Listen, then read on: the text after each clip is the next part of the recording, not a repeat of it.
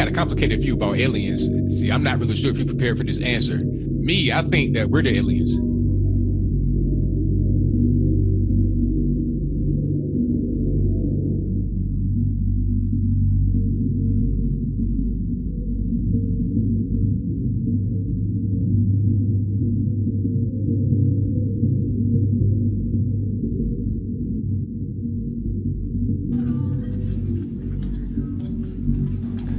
I had some experience as a child of being visited.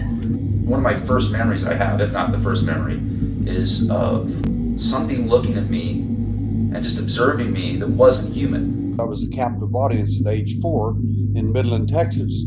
I see this entity walking away from my little bed, and the thing is real skinny. He's got a bulbous head. By some kind of like a praying mantis-like being. Something was looking at me and observing me that was not human. And I think it could have been insectoid-like, possibly.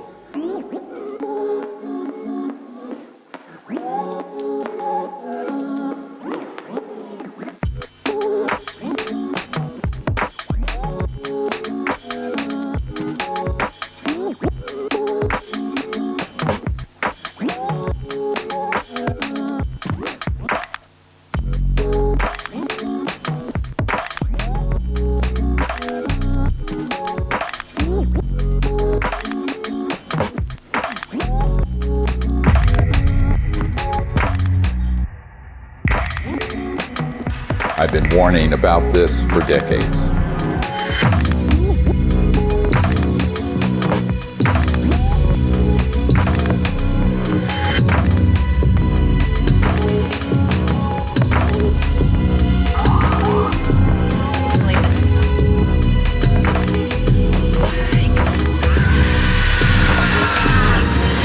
No, not that.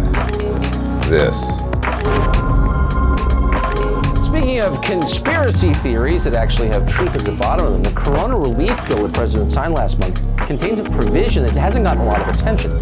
It directs the Director of National Intelligence, in consultation with the Secretary of Defense and the heads of other agencies, to disclose what they know about UFOs within 180 days. So what are they going to tell us? I provided briefings for 4 presidents, foreign heads of state, generals, and a sitting CIA director who later betrayed me. I've seen lives destroyed. William Colby has been missing since April 27th. His canoe was found washed up on the banks of the Wicomico River. Friends murdered. Unthinkable evil unleashed on our planet. All to protect this illegal and immoral secrecy. And nothing I've seen scares me more than this unprecedented moment we are living through. We're in the final hour of an agenda that has been playing out for nearly a century. Centralized monopolies of power in government, the defense industry, and the corporate media are all converging on the same narrative that extraterrestrials are real, they're here, and they're a threat. Those are not weather balloons. Those are clearly autonomous aircraft of some kind that are, as you put it, swarming U.S. military craft. So these are there are 2 options. Under intelligent control. These are craft under intelligent control, and they're flying with impunity, Tucker, within our airspace, and they can outmaneuver, outperform anything that we seem to have. We need to find out who's operating them and also what the intent is. The truth is, we do know who's operating them. Some are indeed extraterrestrial, and they are absolutely not a threat, as you will see. It is, in fact, the secrecy that is an existential threat to life on Earth and beyond, as stated by the first CIA director, Vice Admiral Roscoe Hillenkoetter.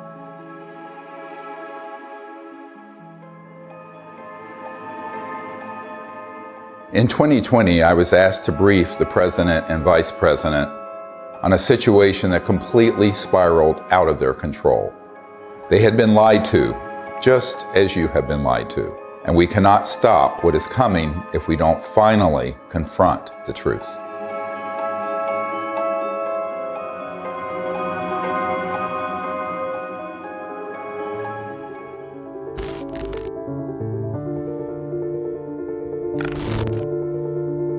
This may be one of the most important photographs ever taken. A dissection of an unknown humanoid from sometime in the 1920s. It clearly isn't human. I don't call it extraterrestrial for one reason.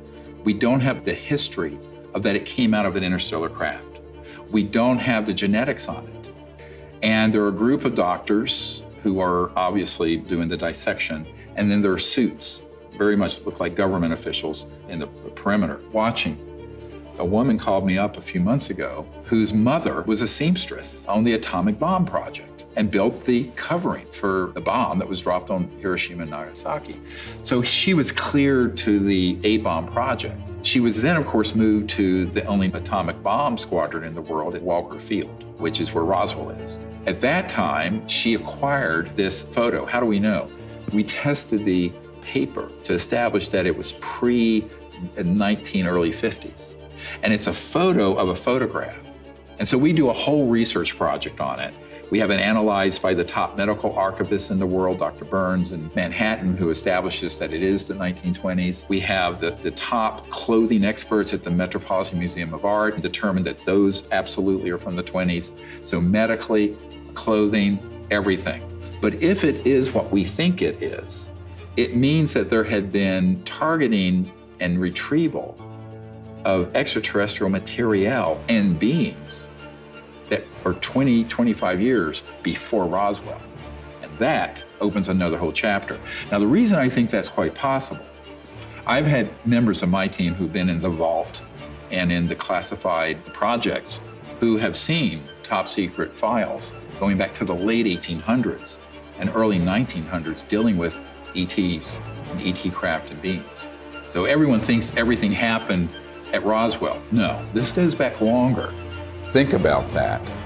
At least 100 years of UFO secrecy. Do you really think this guy, or this guy, or God forbid, this guy, really have a grip on this issue? Excuse me, I didn't mean to fart out of my mouth. They don't.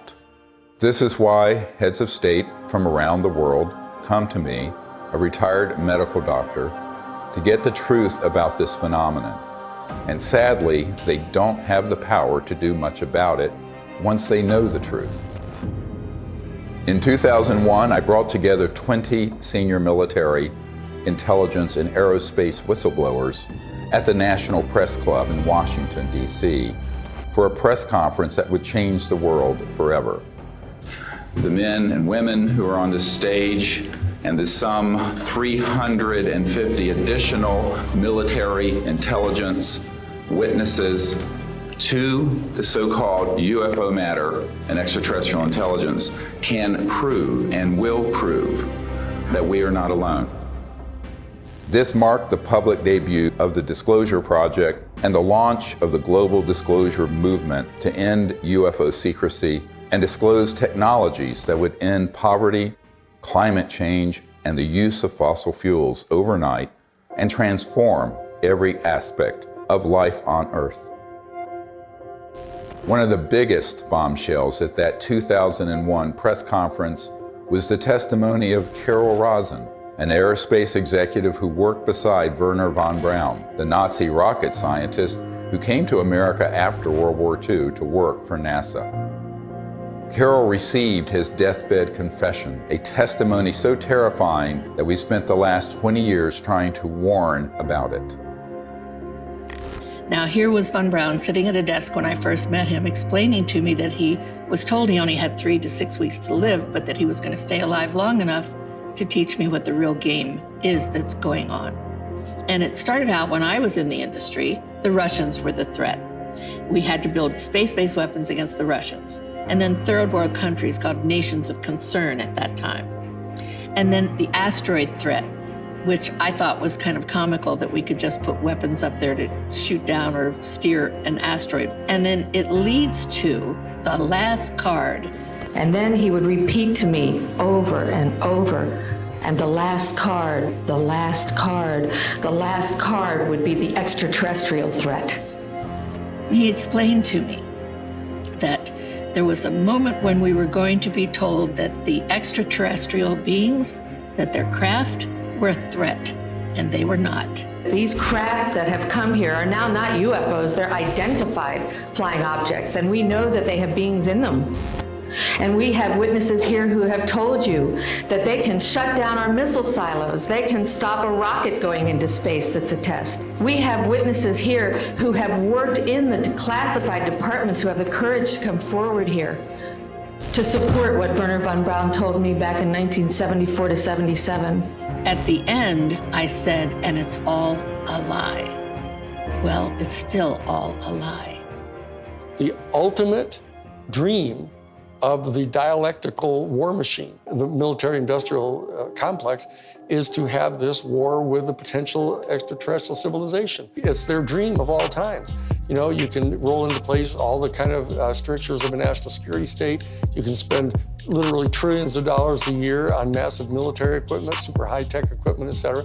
And so that it's logical that they would use that as an excuse. And we do know from repeated examples of it that the utilization of a false flag operation to initiate a war goes on over and over and over again. Our human family does that. The nation states do that. Hitler has done it. They dress up troops looking like some other neutral country they want to invade and have their own troops dress up like them and pretend they've assaulted somebody, and they rush in and attack that country.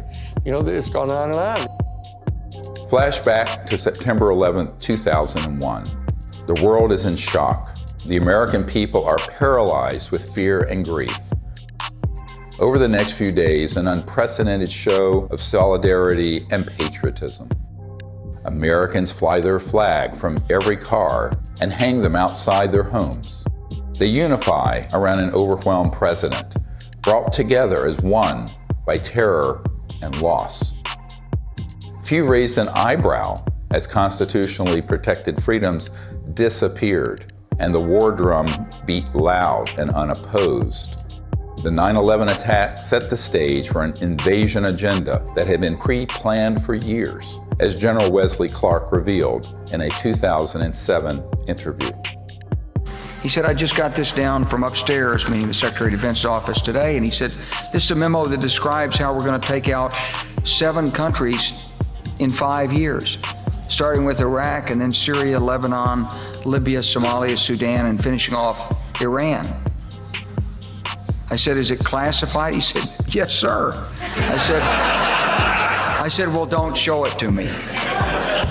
When von Braun talked to me about this faked extraterrestrial, he called it a faked alien invasion that was being planned, I saw on a board a list of countries against whom we were going to build space-based weapons. I called Wesley Clark and he answered the phone. And I said, well, you know, what is it about? And he said, well, I asked that question. What is it about? And the guy at the desk said, I don't know. I said, we're going to war with Iraq. Why? He said, I don't know. In its paper, published in 2000, Rebuilding America's Defenses, the neoconservative think tank Project for the New American Century asserted that only a, quote, new Pearl Harbor would generate the political will for the military and defense policy transformations the group desired. Indeed, these traumatizing events are always planned or hijacked in order to manipulate perception and manufacture consent for military action and the theft of our wealth and liberty. George W. Bush, Dick Cheney, and others had decided to go to war with Iraq long before Colin Powell gave that presentation. I feel like it was the lowest point in my professional and personal life that I had a hand in managing it. But we've come a long way since the 9/11 attacks. That same document that called for a new Pearl Harbor goes on to describe how we need to put weapons in space, and even predicts the creation of the Space Force. For a complete fascist takeover, the men behind the curtain will have to play their final card, a cosmic 9/11.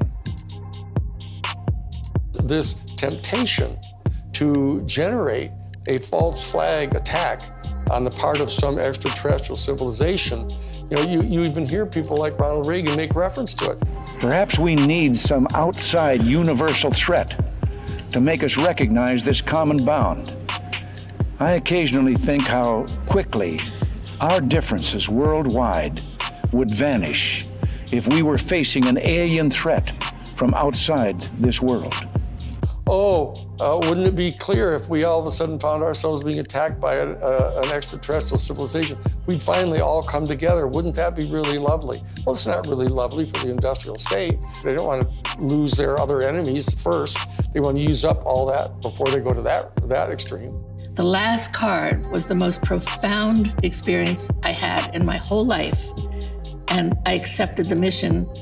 And until Stephen Greer picked me up and talked me into going to the Disclosure Project, when I had just about given up, that's when I saw that there were other witnesses to what's going on, to the truth, to the facts. When she told me what Wernher von Braun had said, it didn't surprise me, because I had previously met with a number of people in the defense industry and in the intelligence community who had already told me that there was such a plan and that it could be actuated at any moment. And that was one of the long-term agendas, was keep the technologies away so we can maintain our industrial base of fossil fuel and all this. When we're ready to pull the trigger on releasing this information, spin it in the direction that benefits the foxes guarding the henhouse, the people holding these secrets.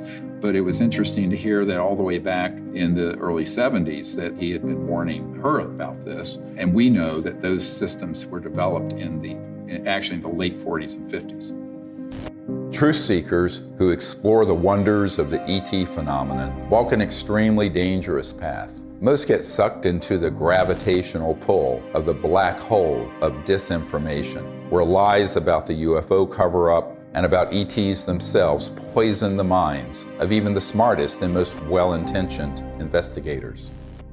These lies include ETs are demons. It's all interdimensional, not extraterrestrial. We don't have man-made UFOs. Aliens are abducting people. And the worst one of all, aliens are a threat. Therefore, we need to build weapons in space. If we cannot commit to no weapons in space, to no war in space, then we're going to continue to have wars on Earth, and we're going to continue at the accelerated pace that we're in right now towards our own human extinction. One of the difficult things of the last 6 months was that I learned that the same group that had been feeding false information to the public through TTSA had their counterparts that had been going into the president's office providing some information, but a lot of disinformation. So the way really good counterintelligence works, or disinformation works, is that at the core of it, there's some truth. So they'd say, okay, the aliens are here, and here's some evidence, but they're a threat to the national security, and we need to have the Space Force. Wow, Space Force. And they get into this thing called the White House and the national security state, and they're completely at the mercy of the people who are going to brief them, and the ones who are assigned and cleared to talk about this issue, by definition, have been in those clandestine operations. I did a video brief for the president, vice president, and also for President Putin. That the problem is, by the time I had good access, they had already been, unfortunately, quite brainwashed on this, had already taken policy steps that included the Space Force creation and what have you, and then we were running up against the election. One thing is clear, is that the normal constitutional channels that you would think would be in control of that aren't. Presidents aren't briefed in on this. Heads of the Defense Intelligence Agency come in who aren't briefed, and I'm convinced they're not. From talking to them, it's clear they don't know what's going on there. So there's some other structure. I happen to be persuaded by the evidence that immediately after Roswell, when they recovered a craft and bodies from the UFO vehicle, that the Truman administration set up a body that was outside of the normal constitutional framework of our United States government. And it was made up of major elite people that they view as the real power elite. A shadowy government with its own Air Force, its own Navy, its own fundraising mechanism, and the ability to pursue its own ideas of the national interest, free from all checks and balances, and free from the law itself. It's sort of a shadow government within the government, not just in the United States, but all around the world. And the kind of power they have, both financially, technologically, and the means of projecting power militarily is much greater than anything that the conventional military or the conventional government or the President of the United States has. Eisenhower knew it, and by the time he left office was very upset about it. In the councils of government, we must guard against the acquisition of unwarranted influence, whether sought or unsought, by the military-industrial complex. The ETs actually had reached out to Eisenhower near what's now Edwards Air Force Base, Muroc, and really wanted us to stop disrupting the fabric of the universe with these nuclear weapons and advance in a positive way into space and become part of an interplanetary family, which would have been wonderful for humanity, wonderful for the cosmos. But the people who make a lot of money from war and a lot of control of the populace through fear did not want that. So they circled their limousines and sort of moved aside the good people who would have been arguing for that. And that included Eisenhower. We must also be alert to the equal and opposite danger that public policy could itself become the captive of a scientific, technological elite. The fascist element that is owning most of the stock in the major corporations, especially the oil corporations and the natural gas corporations and the pharmaceutical industry, the railroads, the shipping lines. Virtually all these people are fascists, all during the robber baron era. That's what they did. They laid claim to those areas of our American economy, and they've never relinquished them. Those families and those interests became the foundation of the post-World War II military and intelligence and industrialists. They knew that after we had detonated the atomic bomb, there were ET craft seen all over, wherever we were doing experimentation or storage or launches or anything, or even research and development. The ETs were very concerned about that for reasons we'll get into. So the military-industrial complex, as Eisenhower called it, became very powerful and developed clandestine, covert, unacknowledged special access projects that eventually moved the president out of the way and pushed Eisenhower outside the inner circle. I tell people that that was the era when the presidency was decapitated. Fascism isn't, somebody wearing, a monocle and 6-league boots with a saber scar, and all that stuff, and strutting around in Nazi uniforms. A fascist is a person who believes that the best way to develop the economic resources of the planet and to distribute them among people is to get a hold of them and have exclusive privileged access to these strategic raw materials and have the corporations that have access to these strategic raw materials and to be able to put them through the machinery that they pay for and that they invest in and establishing and producing these products and hiring people. And they believe that that's the best way to have their economy function. And so that the instrumentalities of the state, of the government, are put at the disposal of the private interests of the corporations. That's exactly what was going on in Germany. The Krupps and the ball bearing factories and the IG Farben corporations, all those big, huge corporations in Germany, they were all privately owned. In fact, they were financed by Brown Brothers Harriman and giving the loans to the post-World War I Germany to build them back up. Andrew Mellon had intimate dealings with Hjalmar Schacht, who was Hitler's private banker. And so did Sullivan and Cromwell. This is dirty, nasty history. Oh, invest in Nazi Germany. Hitler's a great guy. He's a Republican. Don't worry about it. You'll make lots of money. And then Standard Oil, through straw man in Portugal, all during the war. Business thrives during war. You know that. It's a racket.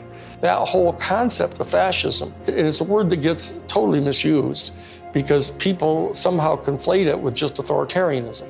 But it's a very narrow definition, and it's an accurate definition of what it was that the Central Intelligence Agency was doing, actually promulgating the private interest of the major corporations. And they were putting at the disposal of the interests of those corporations all the instrumentalities of the United States government, most importantly, the military. and their intelligence operations and their covert operations. We're keeping the oil. We have the oil. The oil is secure. We left troops behind only for the oil. Because they basically believed that what's good for General Motors is good for America. And it was an entire theory of economic development. And so that they viewed anybody who interfered with that in any way at all as an enemy of the United States.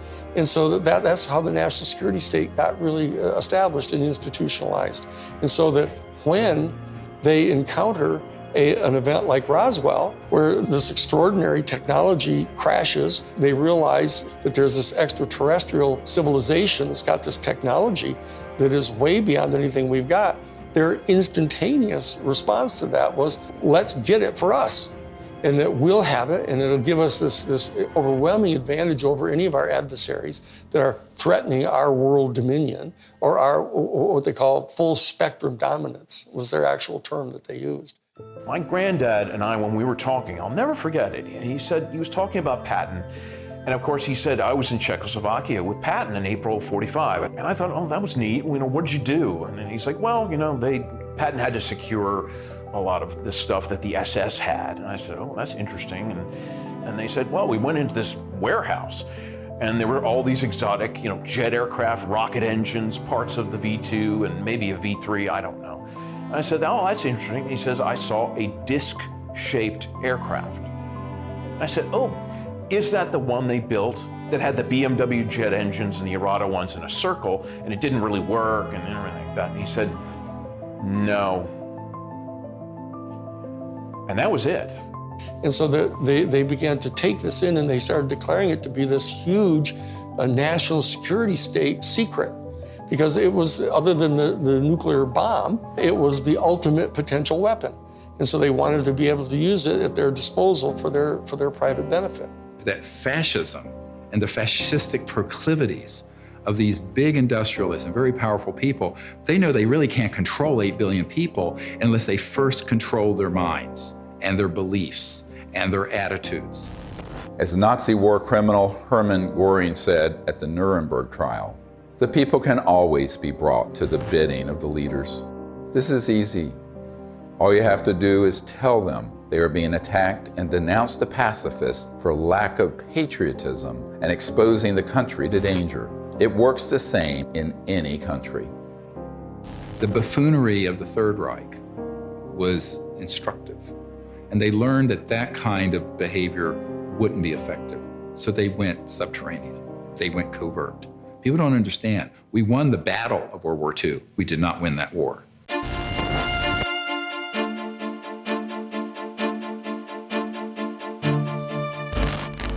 My name is Paula Harris. I'm an international investigative journalist in the area of UFOs. I've been working in this field since 1979. When I was living in Italy, I was reading in a journal that two little boys, they called them Indian boys, had been present at a crash near Socorro, New Mexico. And I was wondering why none of my colleagues ever followed up on that. So when I came to the United States, Destiny had it, that I was able to locate one of the men, Remy Baca. He told me in detail that they had witnessed this crash, these two little boys, in 1945. There was an object that shaped like an avocado. And what interested me most, because I look at the timing, is it was exactly 1 month after we exploded the atomic bomb. And the atomic bomb is July 16th, 1945. 5, 4, 3, 2, 1.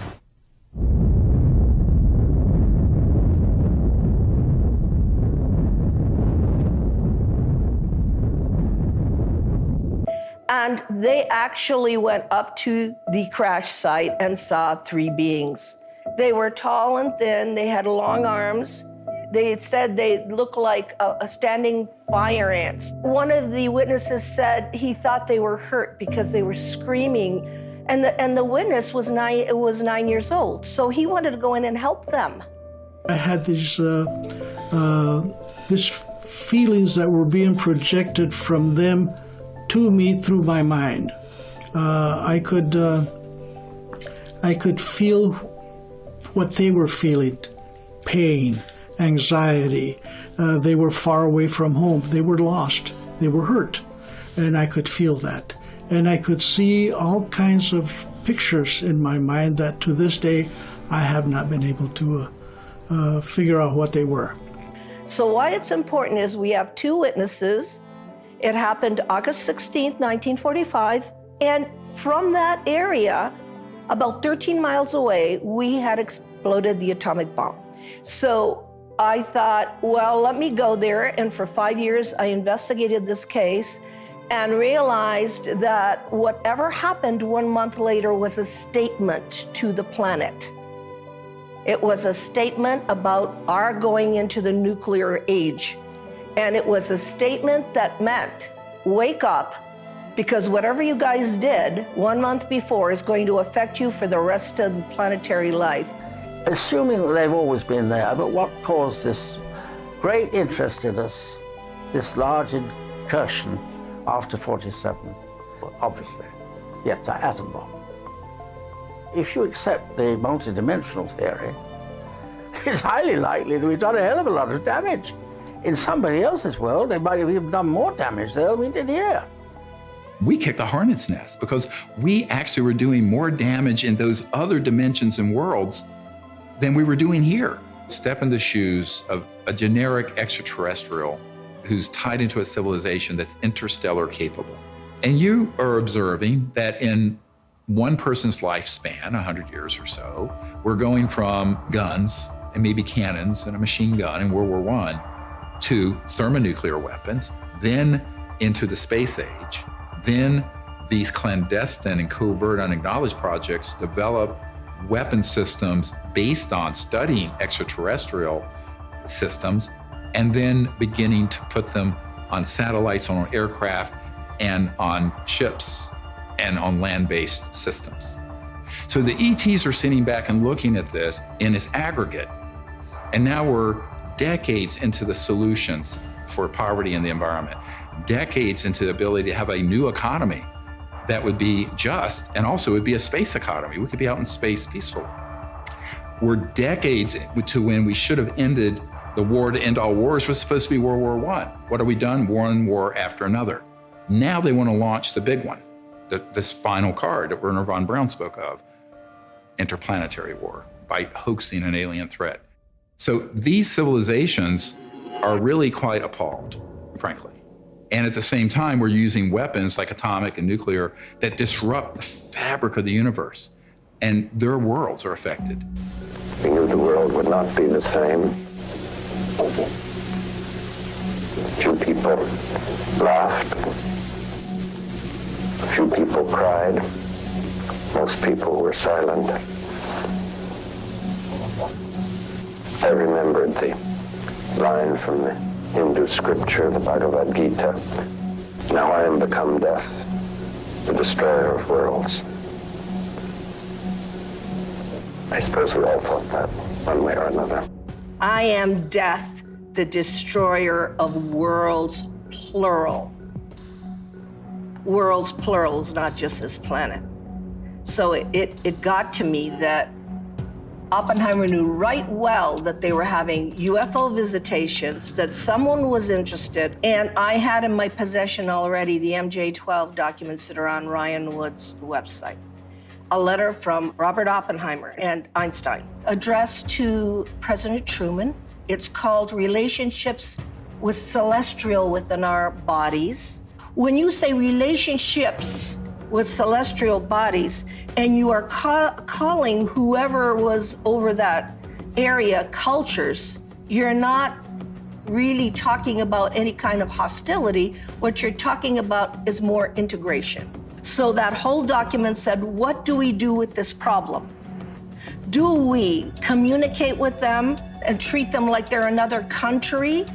And if so, the United Nations is not capable of handling this. In the document, it says we need to create a supra-United Nations. These are the words of Einstein and Oppenheimer. Who can deal with this problem? The ETs have done a number of things when we go too far, where they stop it. Now, they don't do anything hostile or violent back, They've made it quite clear through very explicit events where the ETs do not want humans going out there with guns blazing. A couple of nuclear weapons sent into space were destroyed by the extraterrestrials. The one incident, for example, was they actually photographed the UFO following the missile as it climbed into space and shining a beam on it, which neutralized the missile. And that is their major concern, is to preserve the integrity of the Earth, because it affects their own system. The very end of the 70s and the early 80s, we attempted to put a nuclear weapon on the moon and explode it for scientific measurements and other things, which was not acceptable to the extraterrestrials. And what happened? They destroyed the weapon before it got to the moon. The idea of any explosion in space by any Earth government was not acceptable to the extraterrestrials, and that has been demonstrated over and over. And what's the consequence? How is that demonstrated? By the destruction of any nuclear weapons sent into space. If they were hostile, they would have just eliminated all that testing. They don't. I find out that is not the way they operate. They warn. They say, what the heck are you doing to your beautiful planet? And you have a choice. We have a choice. We can listen, or we can let it happen. If people are watching the media right now, they're not hearing about the peaceful extraterrestrial craft. What they're seeing are released, supposedly leaked documents, leaked videos, much of which is not even true. They're not real. It's faked right there. And it's being presented in a format that is to cause fear, to make us see the crafts and the beings as enemies. There's no question whatsoever that the elite that are in charge of the national security state infrastructure, both the official infrastructure and the unofficial infrastructure, are in fact not only fascistic in their economic vision, but they're racist. So I'm telling you, when you see the documentation that goes on inside the Third Reich, in the courses that they were teaching at the thing called the Ordensbergen. The Ordensbergen was this series of 4 castles where they trained the SS people, and you get access to their documents where they're talking about this eugenics and everything. Why is it that they hate the Jewish people the way they do? And people don't have any idea. People got some weird, distant ideas about this, mainly because we allied so closely with the fascists, even immediately after World War II, that they suppressed all of this information about them. And so people don't really know the details of what their thinking was. But the bottom line is that this issue of racism runs extremely profoundly deep in this elite, white, male, Caucasian elite that owns most of the stock and shares of the major corporations and are the promulgators of this fascist ideology, right?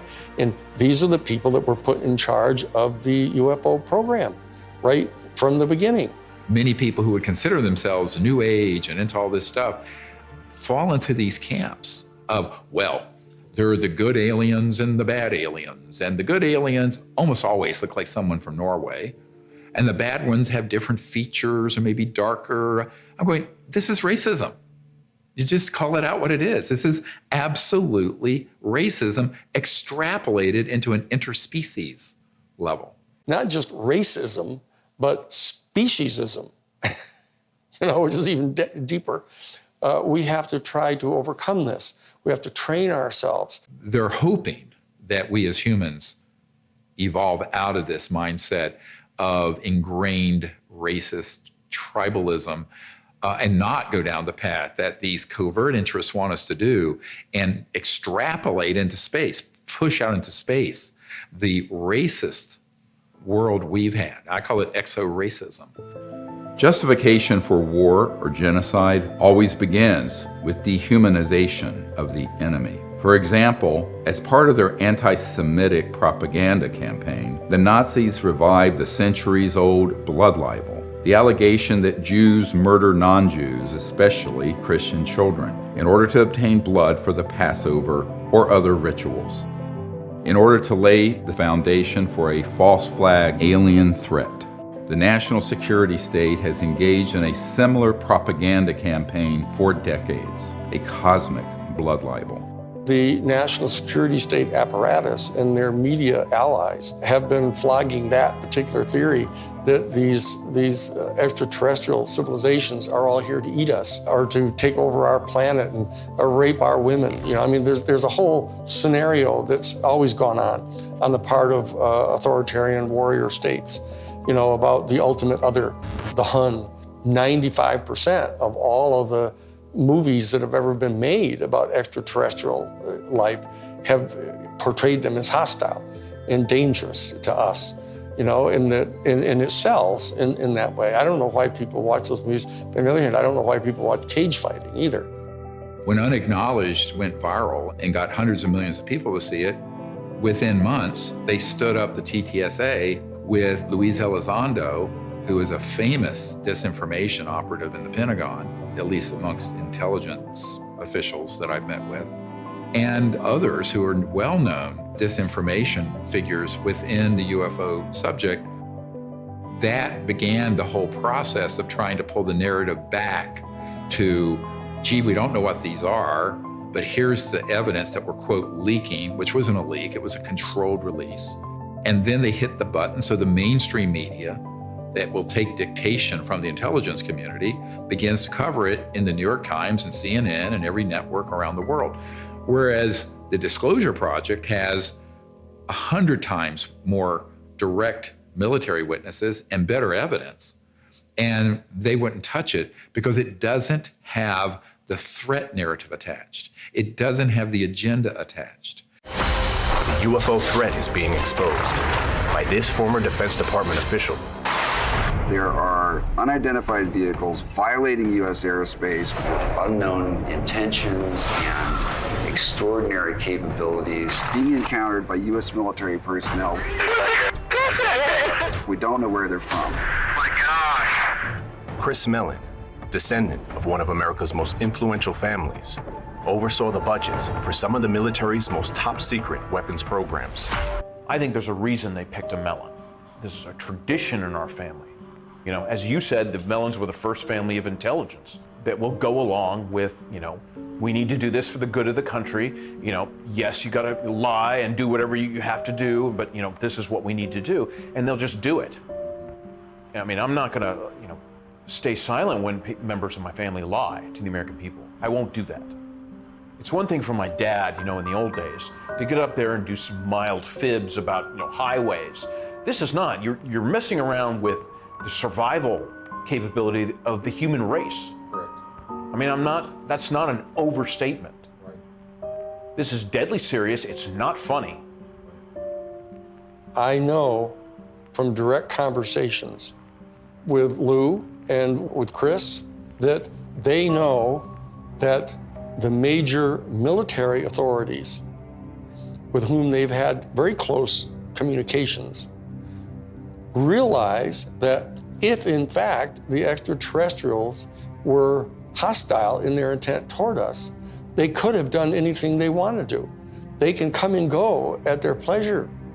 And so that in that regard, they do not constitute a clear and present danger to our national security. But they also know that they're in the habit of getting their funding for all of their entire organizations, et cetera, by flogging a threat.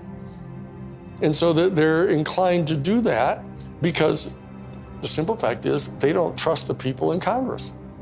They think the people in Congress are so Pavlovian in that they, in fact, distrust their constituency so much that they have to scare them.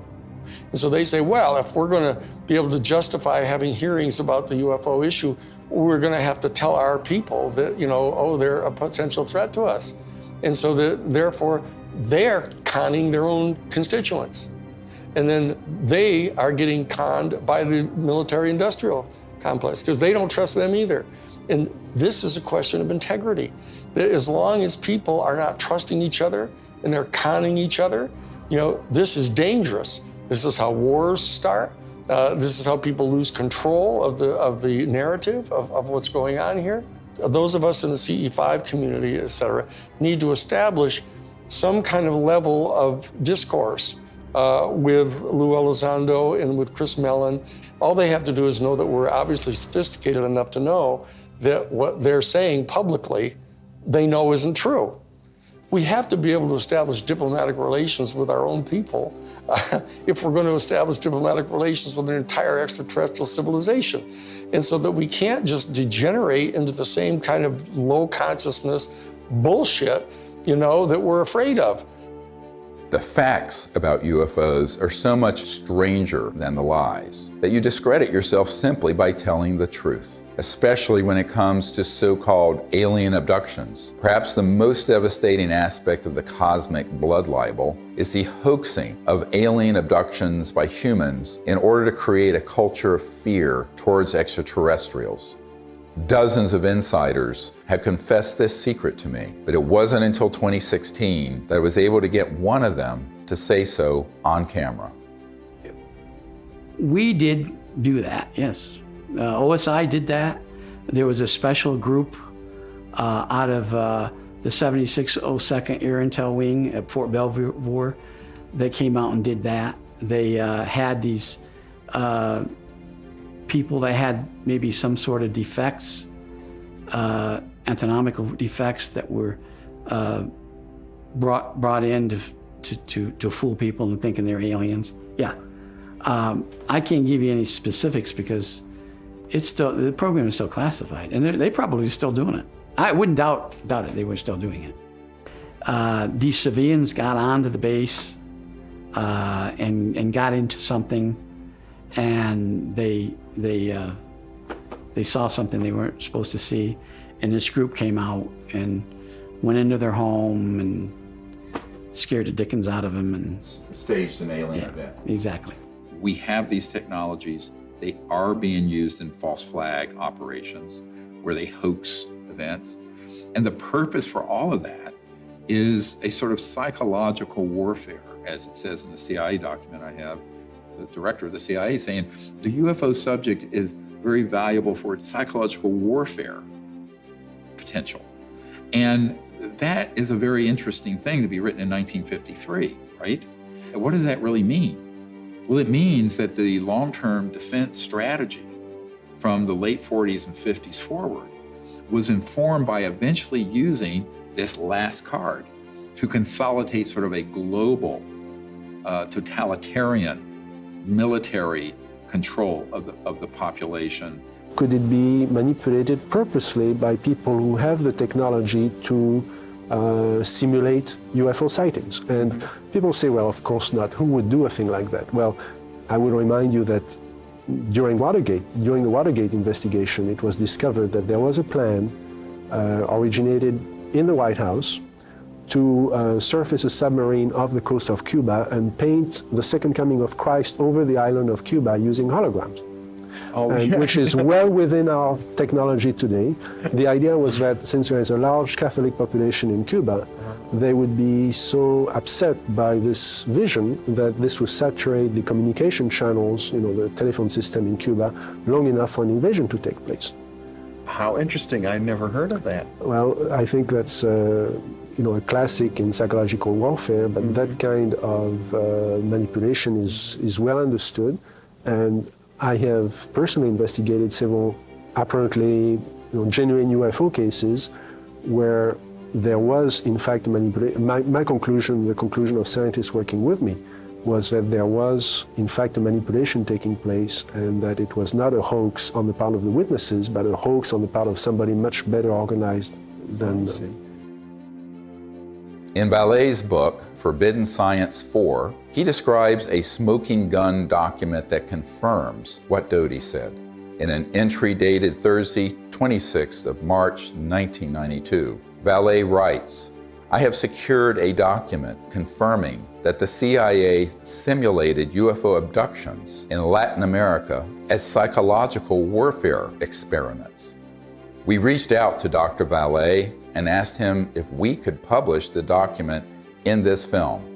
He refused and tried to blame the producers of this film for his decision to not release it. Unfortunately, others in the UFO research community have similar evidence of this cosmic false flag, but are afraid to come forward publicly. This lack of courage or integrity, or both, is precisely why the secrecy persists. I also asked Richard Doty about the last card scenario, using the military lingo for false flag, deceptive INW, which stands for Deceptive Indications and Warnings. Have you been exposed, or did you come across in your career and your network the false INW or the Deceptive Indication and Warnings projects related to this? Yes. And what did you find out about those? That's pretty hush. I don't think I should talk about that. Yeah. I mean, that's what when I briefed the head of the Defense Intelligence Agency, that was the main subject. That is, that's very sensitive. Yeah, it's very sensitive. Yeah. Extremely. Yeah. So we'll just pass that question on.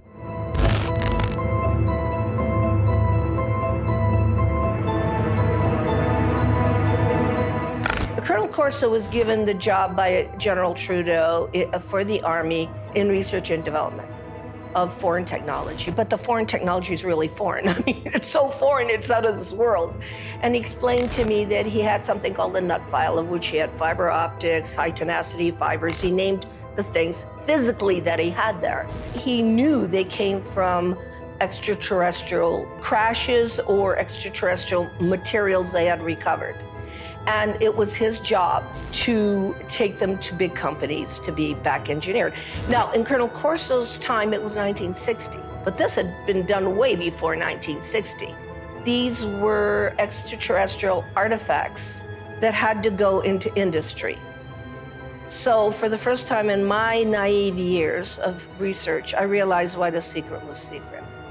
I always thought it was about, everybody would panic and the religions would fall. And I had no idea this was going on. And ever since my association with Colonel Philip Corso, I realized what this is about.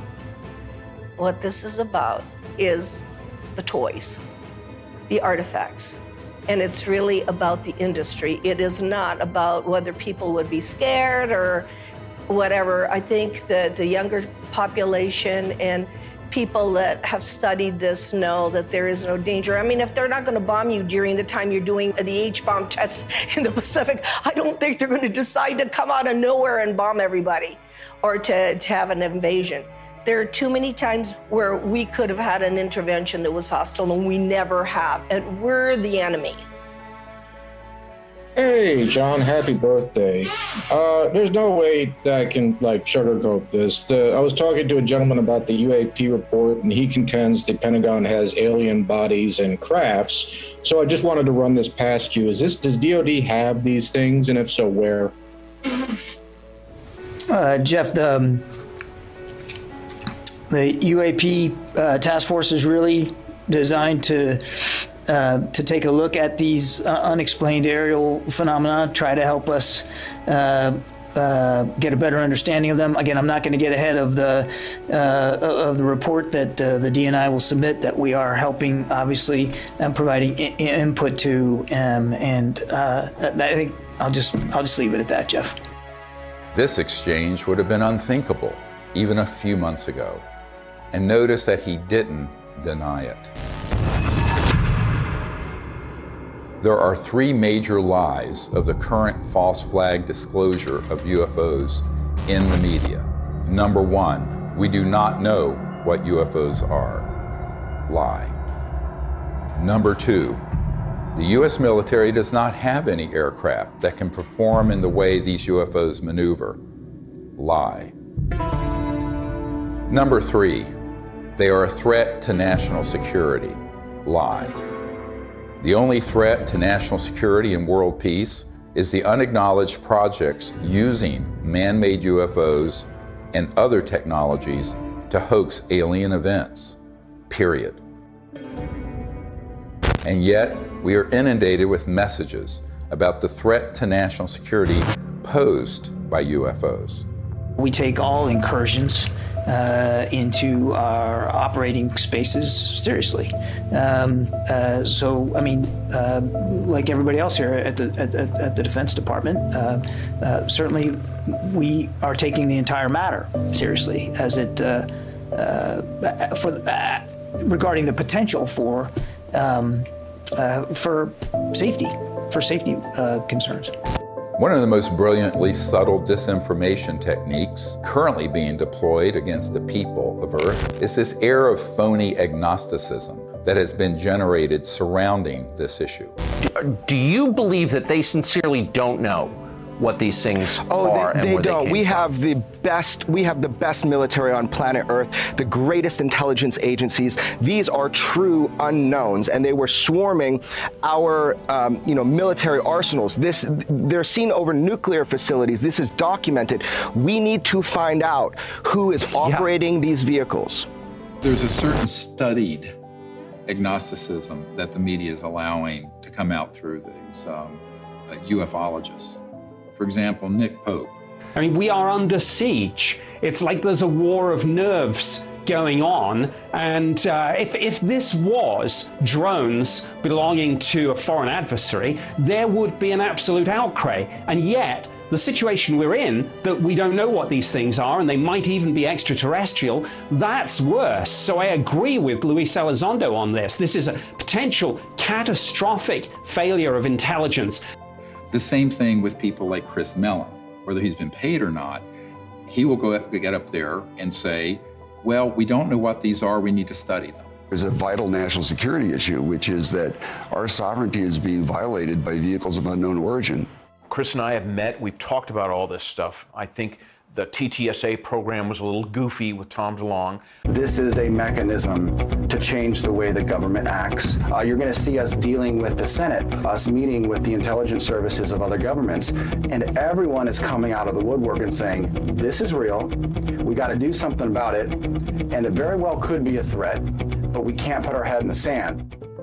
Former Blink-182 frontman Tom DeLonge launched To the Stars Academy, or TTSA, supposedly to bring scientists and whistleblowers together to advance the disclosure of UFOs.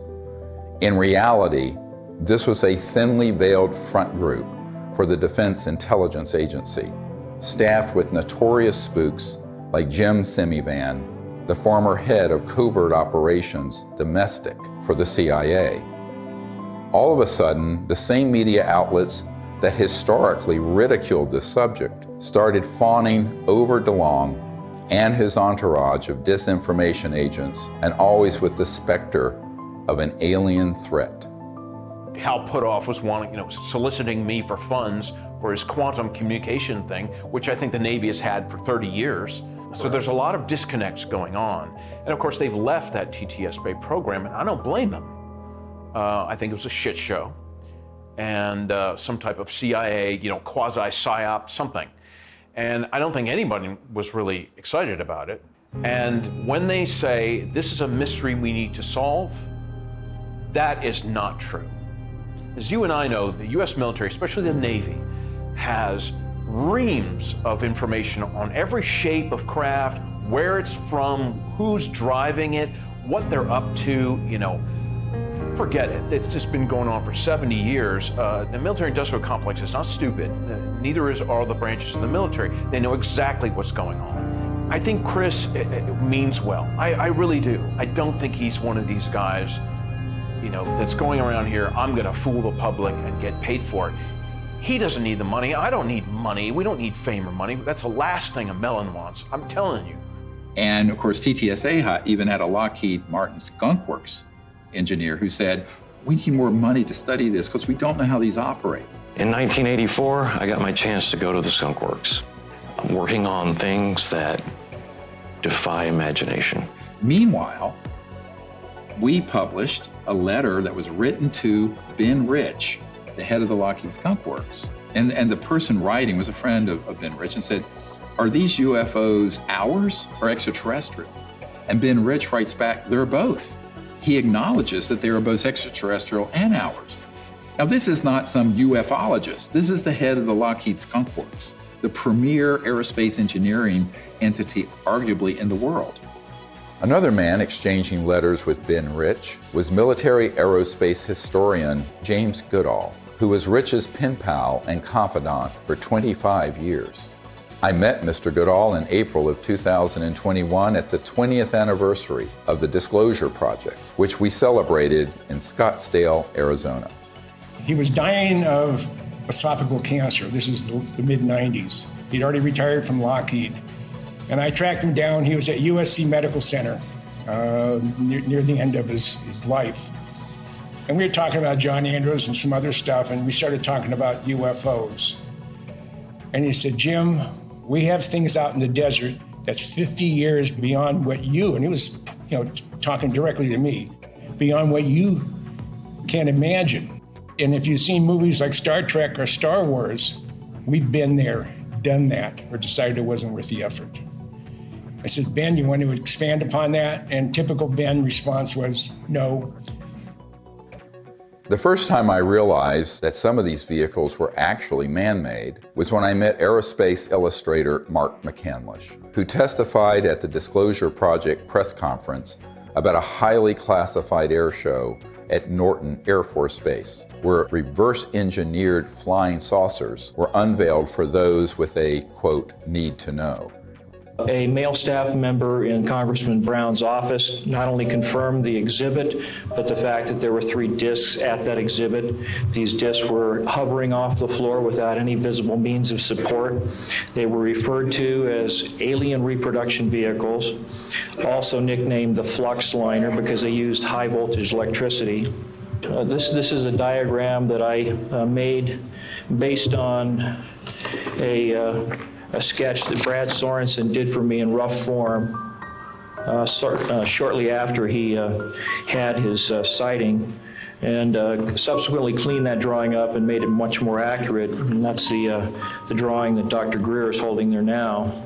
Later on, I obtained photographs that were taken in 1967 by a military pilot, Harvey Williams, flying a C-47 for the Air Force at 12,000 feet, approximately 25 miles southwest of Provo, Utah. This particular vehicle matches the so-called ARV in all proportions and respects in terms of the detail of the shape of the craft. News articles from the 1950s describe how we were on the cusp of unlocking the secrets of gravity, which would unleash a technological revolution. But suddenly the article stopped without explanation. This is the point where we cracked anti-gravity technologies, and it went totally covert. And this Tic Tac, the word is, it's Lockheed Martin. It's the successor to the TR-3G Black Triangle model. Elizondo just will talk the bark off a tree. He goes in circles. He's a great counterintelligence guy. I'd love to get into a debate with him, but of course that's never going to happen. Well, this is a document that was obtained through the Freedom of Information Act, and it demonstrates quite clearly that we have had issues with these, if you will, these UAPs or UFOs in the vernacular for at least 70 years, at least since 1950, probably earlier. And this is official U.S. government correspondence. This isn't some eyewitness report from a civilian. This is official government documentation from military personnel to very senior military brass. And what it says is very quite compelling that, look, we've had a lot of military and intelligence eyewitnesses, to include special agents and scientists, and all of them are seeing these things. And more importantly, the frequency has occurred on a regular and continuing basis over sensitive U.S. military facilities. And this has been occurring, Tucker, again, since 1950. The U.S. government has finally admitted that this is not some sort of secret U.S. technology. Quite the contrary. Over the years, dozens of defense and aerospace industry insiders have briefed me on what they were really working on at places like the Lockheed Skunk Works, going back to the 1940s and 50s. Many of these man-made aircraft have been spotted by thousands of eyewitnesses and become part of the UFO lore, indistinguishable from actual ET craft. These rogue, covert operations within the military-industrial complex stage thousands of sightings, abductions, mutilations, and disturbing encounters with our public-facing military, knowing these incidents will be mistaken for ET craft. This confusion between what is extraterrestrial and what is man-made is essential for pulling off a false flag that would be blamed on aliens. This is from 1983, Hudson Valley, very famous cases, many witnesses to these transformer-sounding objects, and underneath, when they were close, you can see superstructure and tubes and other things. That is not extraterrestrial. Now, have there been extraterrestrial vehicles of boomerang and other shapes? Yes. But where do you think they get the idea? And also, how else do you create a false flag? You have to create structures that would be believably not aerodynamic. Some of them are kind of hybrids. They'll have some conventional propulsion as well as electrogravitic, and they all have structural, superstructure components that are clearly a man-made machine, not an interstellar vehicle. This is 1989 in Belgium, that you can see all the tubes and structures underneath. Again, this is global. These are also well-known platforms. You can basically, once you get your lifter system in place that causes mass cancellation, you can create any kind of air structure around it. And it doesn't matter if it's aerodynamic or not, because the way it moves, let's say, the molecules of air around it. So it's basically moving an electromagnetic field effect. So there's no resistance and there is no sonic boom. That's man-made. We've had it for decades. This one is great because it has, if you look at the underside, there are the girders and the structures. And the people under it could see that and could see the light in the center and the three on the end. That is man-made. There are extraterrestrial vehicles that are triangular and that are saucer-shaped and that are other weird shapes. So to make things complicated here, how are you going to know? Well, you got to be close enough to it to see. And if you can't see the superstructure detail, you're not going to know whether it's extraterrestrial or not. This is from Southern Illinois in 2000. They went from animal mutilations being staged by clandestine human organizations to these were doing human vivisections and killing humans. But of course, they wanted everyone to believe that aliens were doing vivisections on people. No, it wasn't.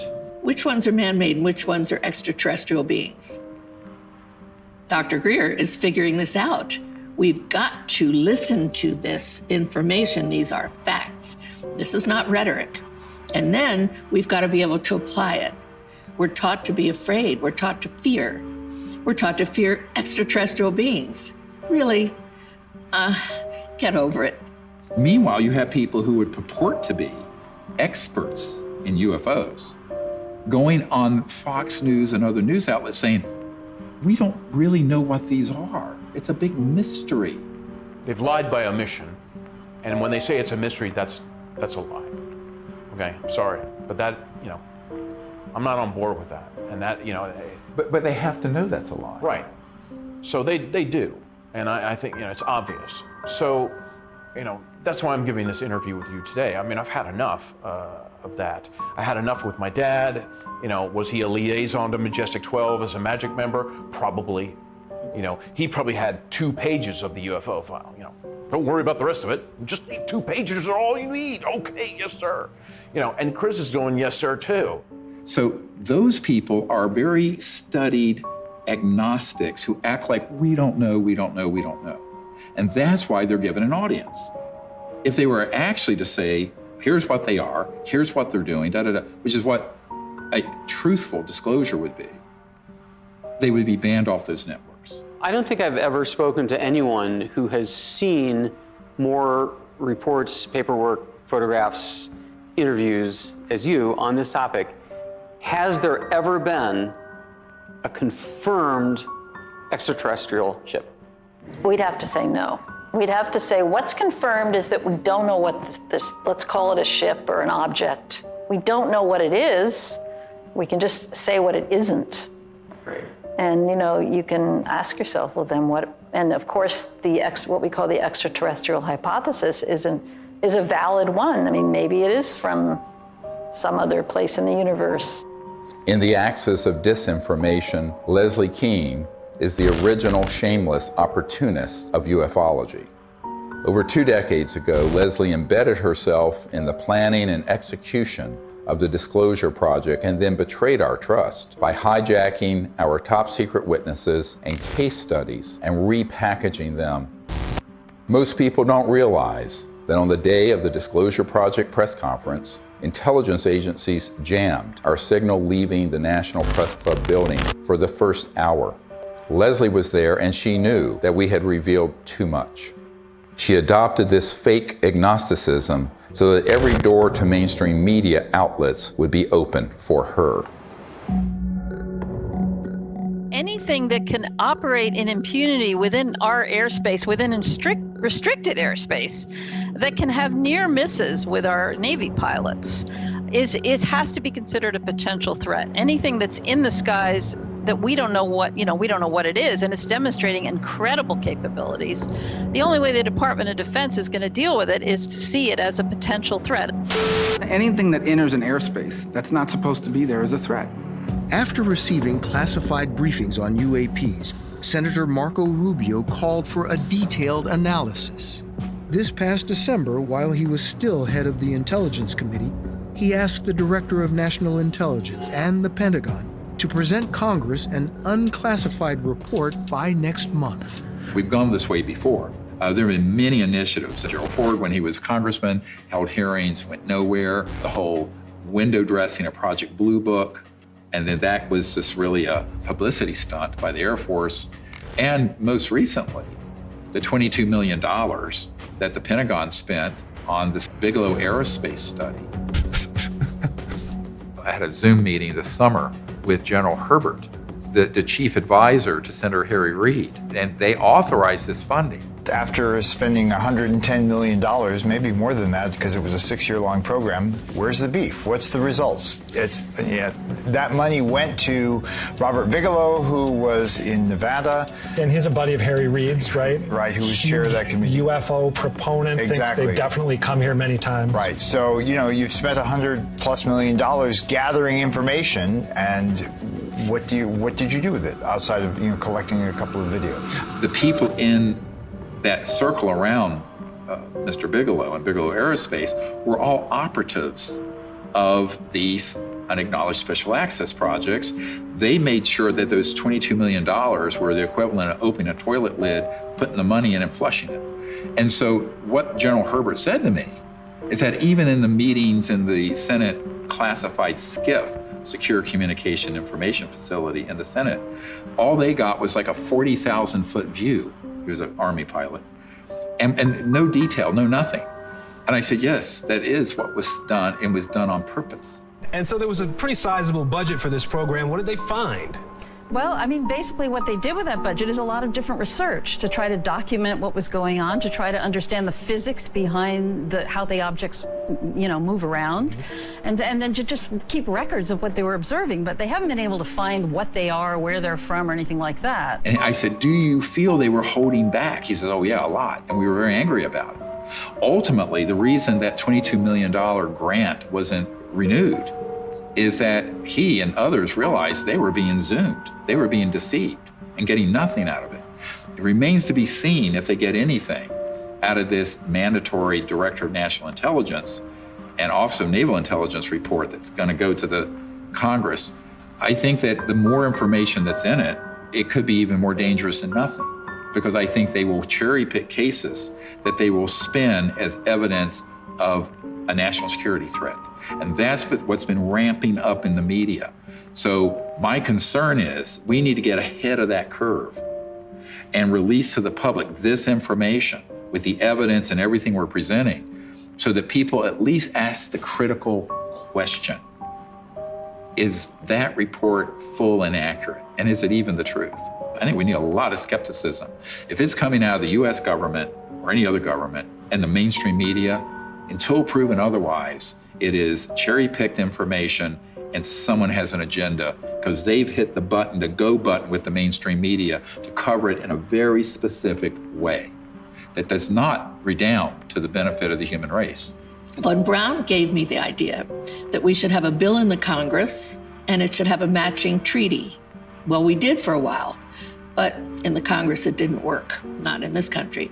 So I went international, and international is where I found some intelligent life that was really willing to create an agreement, a treaty, to prevent the placement of weapons in outer space. Да, наверняка инопланетяне в той или иной форме и в том или ином образе присутствуют на планете Земля, потому что из миллиардов галактик по теории даже вероятности не может организованная разумная жизнь существовать только на планете Земля.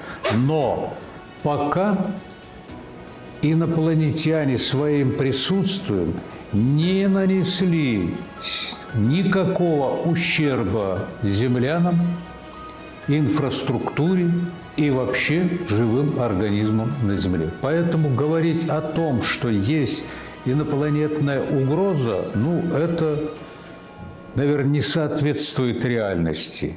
The beauty of having these Russian generals come forward and say this is that we've had a lot of, like Colonel Corso and others come forward with evidence.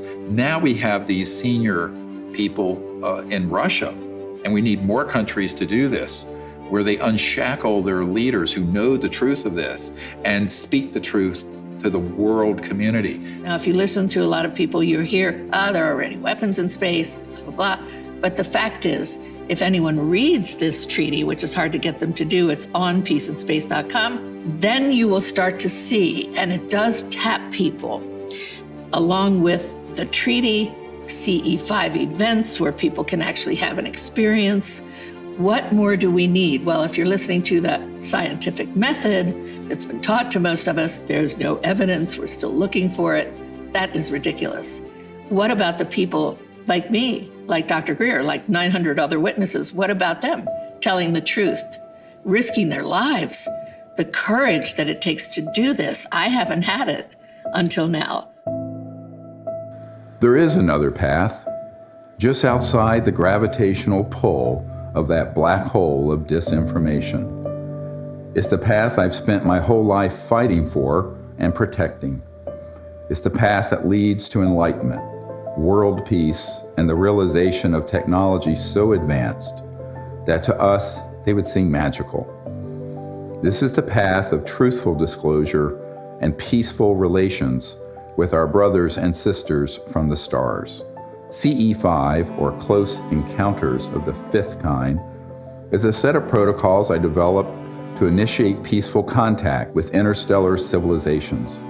It's easy enough for anyone to do, and will absolutely transform your life.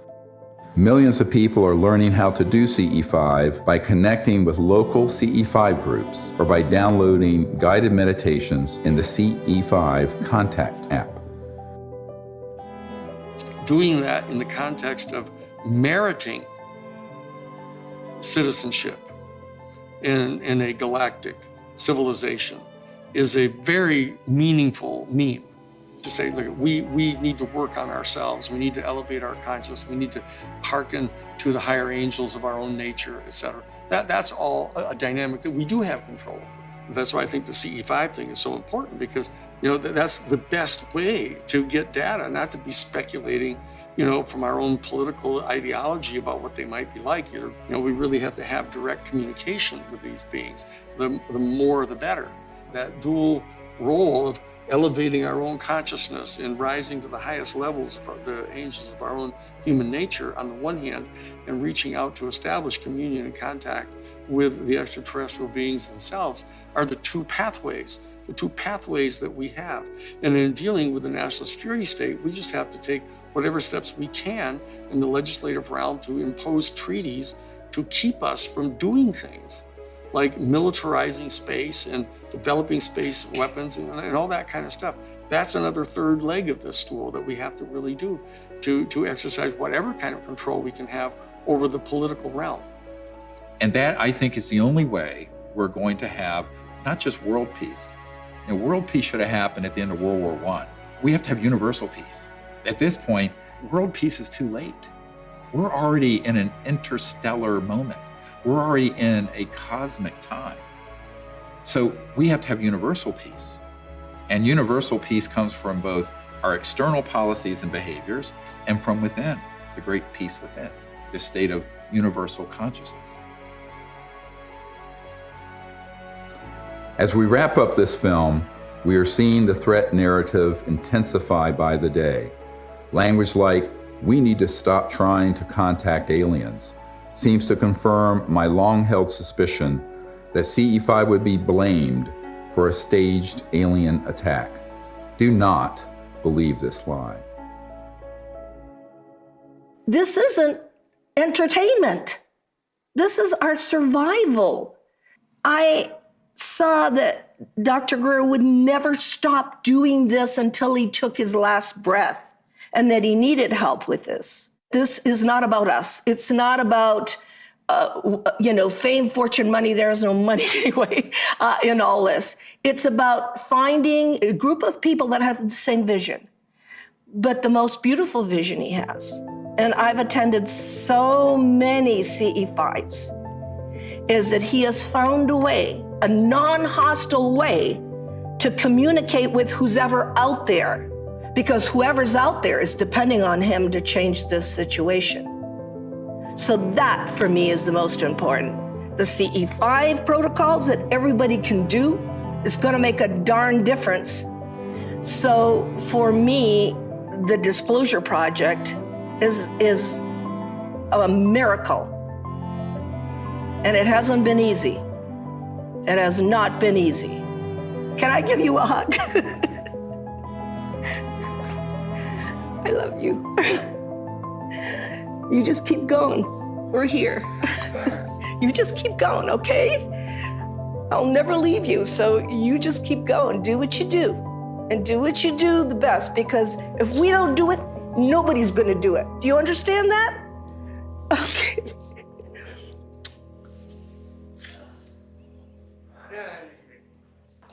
Yeah, okay, can I go outside and get some sun?